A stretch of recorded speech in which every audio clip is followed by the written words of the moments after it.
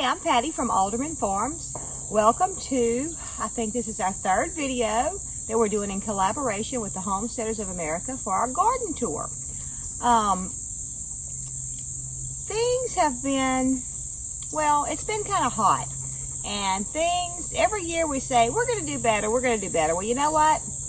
We were going to clean up the garden really good yesterday and make it look better as best we could, but you know what? We didn't. So this is real life. Our motto is where life on the farm just got real. This is real life. We live in hot, humid Mississippi, and our grass grows faster or as fast as our plants do. So anyway, y'all come on along. I'm going to show you. This is our Muscadine Vines. We've looked at those every time. They're getting a little higher. I had hopes that they would really grow much quicker and kind of start covering it this year. They haven't. They will next year. So I'm not really worried about that. But if I would have known they were going to not grow as good this year, I'd have probably planted some beans on this or something. But because I just think it's going to be so cool when it's covered.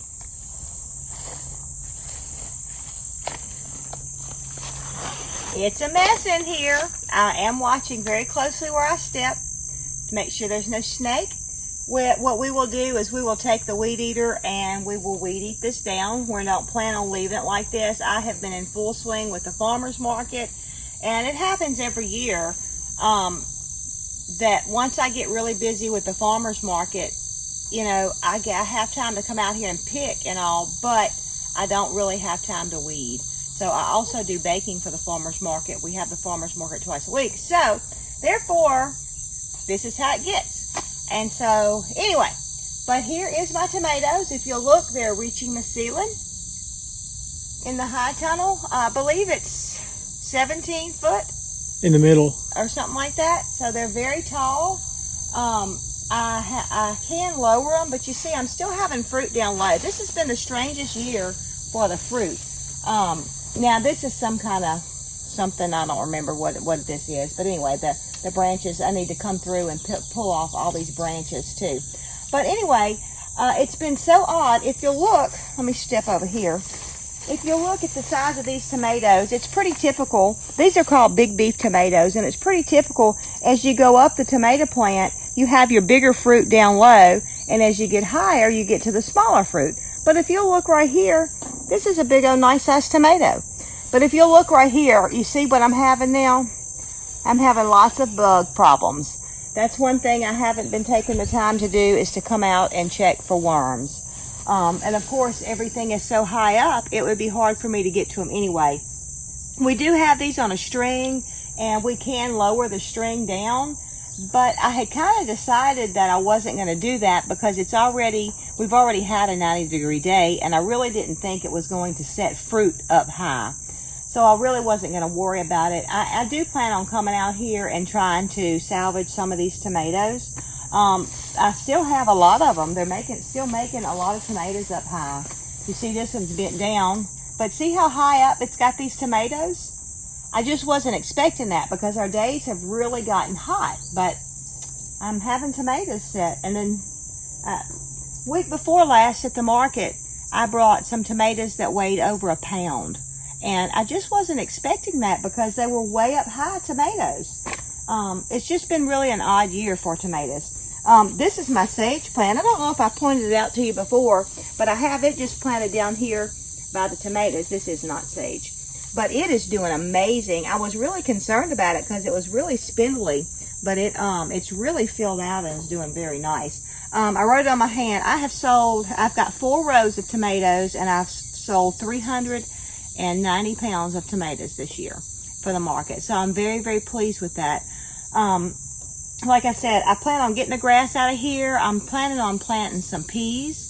Even if I don't pull all the tomatoes, I'm going to get the grass out and at least plant peas, different varieties of peas in here, because that will help with the nitrogen next year when I plant. But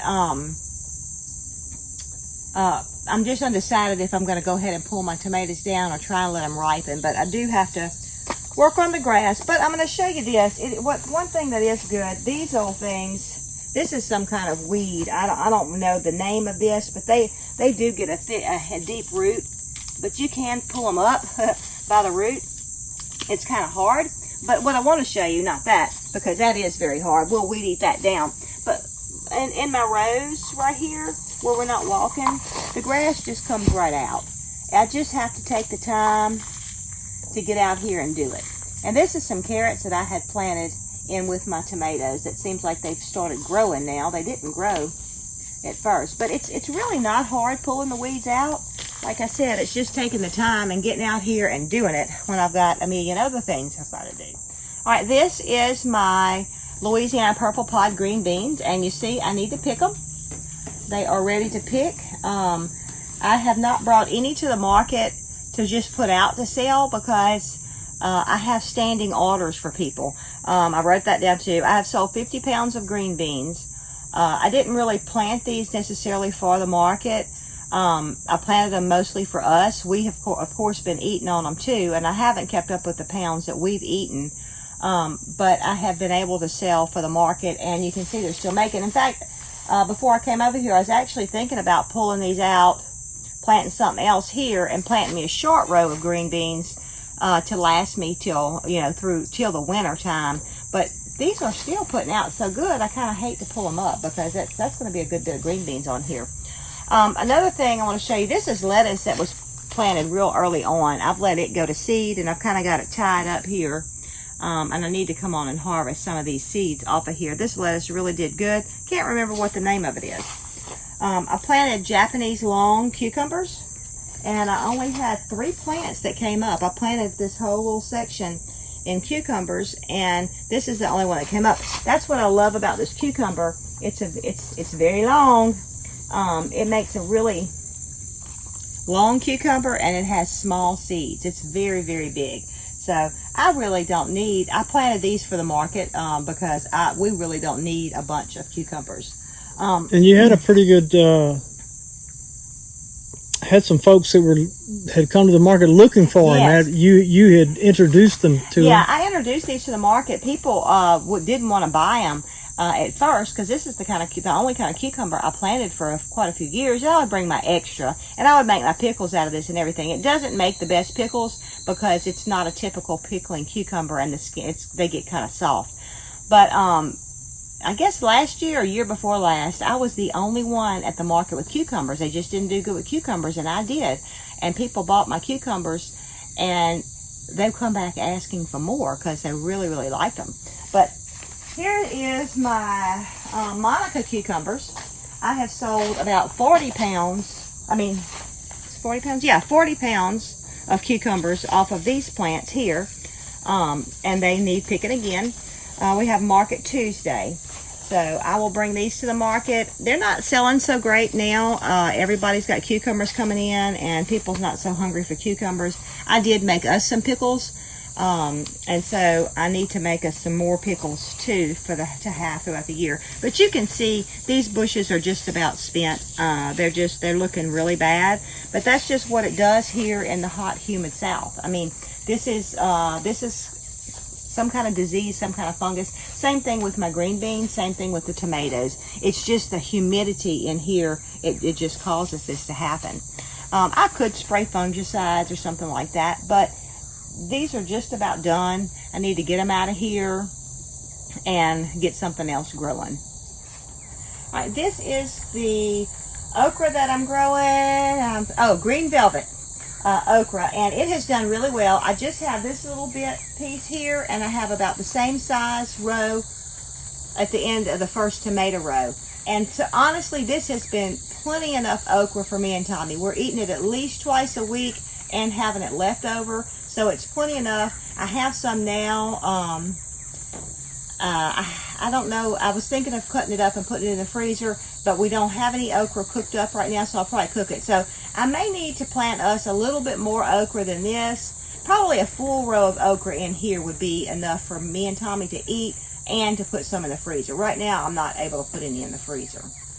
This is one of the boxes that we added this year. I'm very, very pleased with the way it is doing. This is parsley right here. This is holy basil. And this right here Is it holy or holly? Oh, I thought it was holy. I don't know how you spell it. I spelled it holy, H-O-L-Y. Okay. But I don't know. Maybe I thought that's what it was, and I wrote the wrong Yeah, well, it's basil. I think it's holy basil. Okay. They'll know.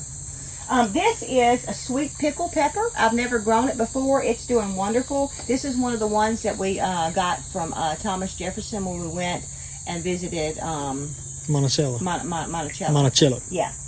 I didn't say it because I thought I was going to say Monticello. We have a Monticello, Mississippi, so I knew I was going to say it wrong. If you want to walk around that way, this is my banana peppers, and I just picked them yesterday. I wasn't thinking. I wish I had left them on here. They were really big. They really needed picking bad. And then I have 3 eggplant. And honestly, y'all, this is the best I've ever done with eggplant. Eggplant likes hot. And if you'll see, I've got little eggplants hanging on here. And this eggplant, I've never had this before. This eggplant has thorns. Huh. It has thorns on it. It's odd.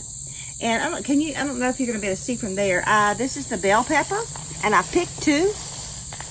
And so I have bell pepper growing. My bell pepper is doing better than I normally do with bell pepper too, which I've picked some off. Here's one on this little one. This one actually got eaten off by a worm or something, and I left it, and so it's still growing. Here's another one right here with some bell peppers on it. Yeah. So this is the best I've ever done with bell pepper. I never have done really well, and I think it's because it's so hot in here. Peppers, most pepper varieties like the heat. This is my French American melon, and we still haven't picked one, but you can see they're looking pretty pitiful. And I'm thinking they're not getting quite enough water because I had some small ones shrivel. So here's one small one coming. But you know, I just yeah, I mean, to be perfectly honest, I don't have a lot of time to spend out here, and so I have, as you can see, we've waded through the weeds to get out here. I've got a lot of work to do in here. This is my lettuce bed. It is all going to seed now. I will harvest the seeds off of this lettuce also. These are my favorite lettuces and some new lettuces that I planted. This lettuce here, let's see, back here, this was a Bib lettuce that I planted specifically to bring head lettuce to the market. Didn't work. It never did. I don't know if it was a little warm. It never did kind of make the head to where I felt like I could cut a decent sized head off of it. So my dill is doing pitiful in here too. This is our first year of growing dill in the high tunnel. I'm going to bring this head down so I can show you closely. It's very, very little seeds. I planted 2 different varieties too, so I don't think it's a variety. I'm thinking it's the high tunnel. I'm thinking the high tunnel is not the best place. Now, early on, if you'll look at the previous videos, I felt like I had nice, pretty green foliage, lots of foliage, but this dill has gotten so tall, I really think, and it's spindly, and so I really think that's because it's in the high tunnel. So next year, what I will probably plan to do is I'll plant some in the high tunnel without the thought of harvesting the heads, just to harvest the dill weed, because I really like to use the dill weed in my pickles also. I didn't harvest a lot of dill weed off of these because I was wanting to produce a lot of heads too. So I think I'll plant some out for to harvest heads off of, and I'll plant them in here for the weed because the dill weed really did do good in here. This is an example of, this is the other 2 rows. This is an example of how big, you see how big this, see there's a stink bug right there. How big the tomatoes are. But see, this one below it is little. It's just the craziest thing. But anyway, like I said, I have a lot of these branches dying and stuff. And this tomato, it's a loss. I can't sell it. I can bring it in and Tommy and I can eat half of it. But it's ruined. I don't know if that was just from where it's rubbed on the vine. Sometimes that happens, or if a bug got it. I am having some splitting on some of my tomatoes too. Pretty bad. Usually that's from uneven watering. We have missed a day here and there of watering, but not a lot. So I wouldn't think it was from that. But you see, this is stink bug problems right here, and it's hard to get rid of stink bugs. You see how I've got rot going right here? See, all these tomatoes will go. They'll go to the that one just came off. This will go to the chickens and the pigs. So, but one thing I did, I think I showed y'all before, is I planted the yellow wax beans in between these tomatoes. So this isn't grass. There is some grass in it, but it's not all grass. But I've enjoyed them. They're easy to pick because they're yellow. You can see them pretty good, and they taste pretty good. They're not, to me, they're a little bit milder flavor than a green bean. They don't have as strong of a flavor, but they're still very good. So I've enjoyed, and I've liked having them in between the tomatoes. I do feel like it is, well, if you can compare the row, this row here, and the grass was both out of both of the rows. So this is full of grass, and this does have some grass in it, but it's not near as much because I have the beans growing. So I definitely will do this again, probably with all of my rows, try and plant something. And if you can see, like right here, some of them have even climbed up a little bit, climbed up the tomatoes. So this is not a running bean, but most beans do put out some kind of little runners. So, but you see this little pitiful thing? Worms or bugs or something. So I'm an organic gardener, so I don't use any sprays or anything. I do use diatomaceous earth. That's the white that you see on there. And I was being very diligent of coming and walking up and down the rows. Tommy would help me, and we were picking off worms. And then I got this neat little diatomaceous earth little squirter thing, which I have to fill it up multiple times. My nephew actually got one, and he said, "Aunt Patty, it'll take you forever to do this in your garden because it's little, but I've done it, and it did help. And with it being in the high tunnel, the diatomaceous earth stays on the tomatoes pretty good. But and see, here's a nice one. See, this can go for market, but there's very few tomatoes that are going to go for market in here because of the bugs and all. And I have been trying to pick my tomatoes ripe, and I am going to have to start picking them a little, before they're ready to eat. All right, we're outside of the high tunnel now. Right here is where my green onions were. I showed them to y'all. We have yet to dig them, but this is some of them sticking up, and we've got to get out here and get my seed onions out of the ground. So that will be fun. But anyway, this is my squash. It had really died down. If you'll see how the yellow is here, they had just really gotten old and quit producing, but we just left it, and you see I have another squash growing right here. So it will keep producing a little bit, and we'll get a squash here and there. So same right here. It's kind of growing out, and you see the green new foliage, and then there's a lot of little squash in here. Can you see that? Yes. So, talk about a forest garden, right? I'm gonna leave this sit right here. Over here is my heirloom tomatoes that I planted. They're not doing great. I have not taken good care of them at all. I have had some blossom end rot on them too, which was very disappointing. So I have a couple that I've picked, and I have pinned them up one time, but they just are really doing pitiful. This is the first time I've planted out here, and so it was not very fertile ground. And y'all, I've put mulch down. If Tommy can show them right here, I've put mulch out here, but you see the grass is just relentless. It is just relentless. So I'm going to try and do a heavier mulch next year, and also do some wood mulch and see if that don't help. Of course, we didn't have near enough to go around to do the whole garden. But even though it is like this, we're still growing some watermelons. So let's go look at them. Okay, here's one of our little baby watermelon.